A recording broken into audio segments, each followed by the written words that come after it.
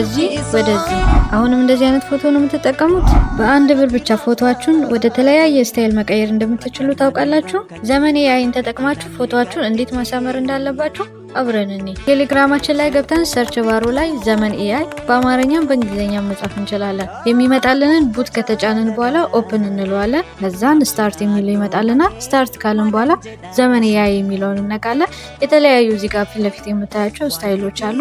ማይ ዋሌት የሚለው ላይ ከገባን በኋላ ኮይኖች ስለሌሉን ኮይኖችን እንዴት እንደምንገዛ አብረን እንይ። በ40 ብር 40 ኮይኖችን በተለያዩ አማራጮች በቴሌ ብር፣ በሲቢ ብር እና በኤምፔሳ መግዛት እንችላለን። ፎን ነምበር የሚለው ላይ ስልክ ቁጥራችን እንጠቀማለን።